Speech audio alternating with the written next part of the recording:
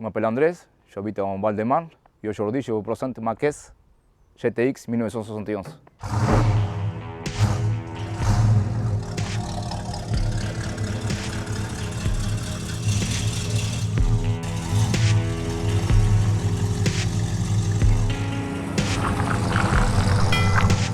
La vibration, l'odeur à l'essence, quoi.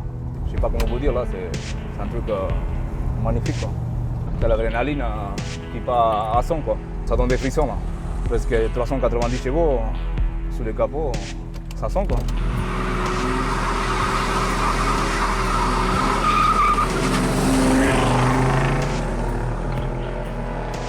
Ça rappelle des souvenirs de petite, quoi. Par rapport à mon père, il avait des vieilles bagnoles qui rattrapaient presque tous les jours, quoi.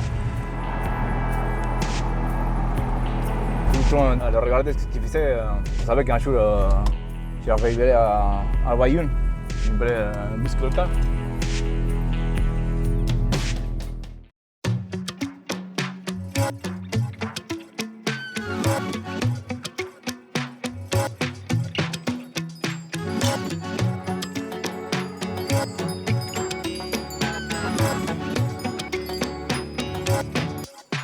Les Américains, il n'y avait que ça là-bas à mon époque, des bagnoles américaines dans toute la Latine-Amérique. C'est par rapport à ça qu'aujourd'hui je suis passionné des voitures américaines, quoi. J'en ai plusieurs caisses, j'ai un Mustang 68, j'ai une Corvette C3 et la GTX. Mon premier américain, c'était j'avais 18 ans, Plymouth 1954. C'était un épave. Que petit à petit, j'ai réussi à la remettre en route, quoi.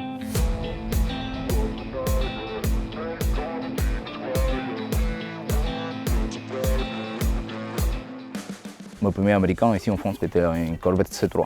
J'étais marié, j'avais 2 enfants et la Corvette c'était une voiture 2 places, quoi. Donc j'ai acheté une Mustang 68. La Corvette, la Mustang et la GTX, c'était des voitures qui n'étaient pas bien en route, quoi. On a refait complètement. Je me suis m'acheter une Camaro.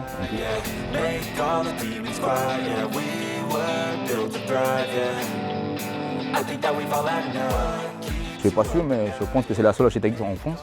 Ça m'est venu à la tête regardant le film Fast and Furious 8. Je me dis, un jour je vais l'avoir, quoi. J'ai fait la recherche pendant peut-être 12 ans. Et un jour je tombe sur un concessionnaire de voitures collection à Hollande. Je appelle les mecs en disant si la voiture est toujours disponible. Il m'avait dit oui, il est toujours disponible. Tout de suite je leur réponds et je lui dis dommage, je ne l'ai pas. Avec un pote, on est parti la voir. Je l'ai acheté, quoi. Tout de suite. C'est un machine number, tous les numéros correspondent, les moteurs correspondent, la boîte correspond. Elle était propre, on a fait la peinture complète. Après, moi je leur ai acheté des chantes, on a fait pas beaucoup, quoi.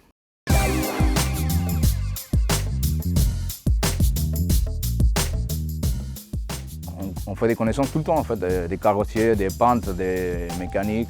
J'ai pas mal de potes, ouais. C'est eux qui s'en occupaient de faire la peinture. On a gardé la tente d'origine, c'est la tente 1971. Après le reste, tu bricoles à droite à gauche, c'est moi, je me débrouille un petit peu, quoi. Après l'intérieur, c'est tout d'origine. Je n'ai rien touché de tout parce que c'est en machine number, je voulais la laisser en son état d'origine, quoi. On pense toujours à les cotes aussi, parce que les voitures de collection, les prix, ça baisse jamais, en fait. Tous les ans, ça monte, il faut que monter, quoi.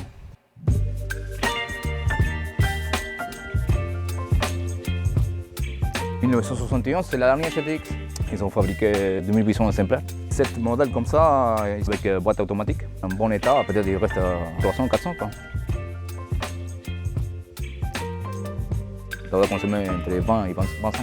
C'est des voitures de plaisir, quoi. C'est pas des voitures pour aller travailler tous les jours, hein. Il faut avoir les bouchées pour remplir les bidons d'essence, quoi. J'aime bien la calandre, la pare-choc chromée avec les 4 phares. Il y avait plus d'options par rapport aux capots. Il y avait un capot avec une prise d'air, c'était les 440 Pack 6, c'était 3 carburateurs. Et puis il y avait les légendaires EMI, modèle 426, que ça c'était le top des tops. Je crois qu'ils ont construit un GTX 32 ou 36 exemplaires. Il y avait les options en toit vinyle qui faisaient tous les toits, ou celui-là qui faisait 3/4 des toits. C'est comme le rétroviseur. C'était des options aussi d'avoir la tente de la carrosserie en chromé. Et l'aileron à l'arrière, c'est pareil, hein. Des options que les gens rajoutaient, quoi. Avec les 2 prises d'air, des fosses, c'est pas de vrai. il rappelle les clignotants sous les capots. J'aime bien les parachocs, ils sont encastrés dans la caisse. Ils continuent la même ligne de la caisse. Pareil, les feux encastrés sous les parachocs. Pour l'époque, je vois ça comme un côté futuriste. C'est une caisse plus moderne et ancienne en même temps en fait. Pour faire les plans, on a des petits bouchons là. Qu'il faut pas passer suivant à la pompe d'essence parce que ça consomme. Et puis je vais mettre un petit peu à l'intérieur aussi.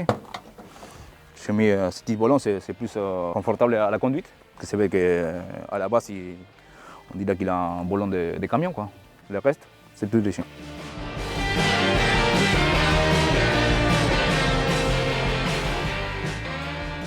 Les commandes, il y avait 3 options.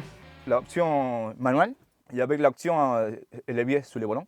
Et l'option celui-là avec la console centrale, avec un petit évier et une boîte 3 rapports. Quoi. Tous les tableaux de bord d'origine, il y a l'octroyeur d'origine aussi, tout fonctionne.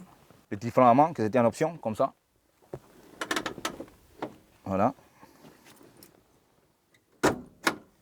Les clients, il n'a pas commandé avec la clim, mais il y avait le modèle avec la clim. Ça, c'est des trappes qu'on tire, et ça ouvre 2 trappes à l'avant. Comme ça, il reste rentrer l'air sous les pieds des conducteurs aux passagers. Quoi. Tous les numéros correspondent à la HDX 1971. On voit la petite étiquette là, sur le tableau de bord. Et puis il y a la petite plaque sur les moteurs aussi. Tous les numéros correspondent par rapport à cette caisse là. C'est pour ça que je vous dis que c'est un machine number.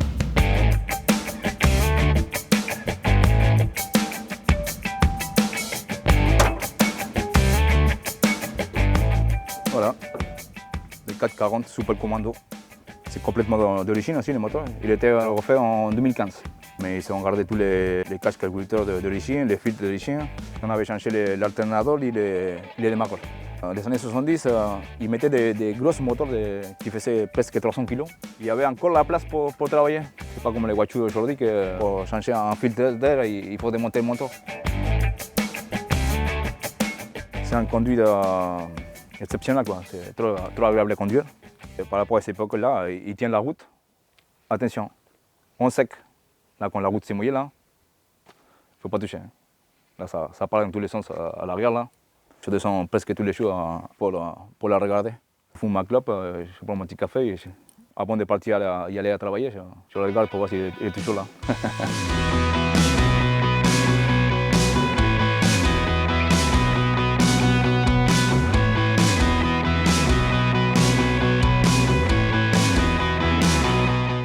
Merci, Rouge Tavrotte.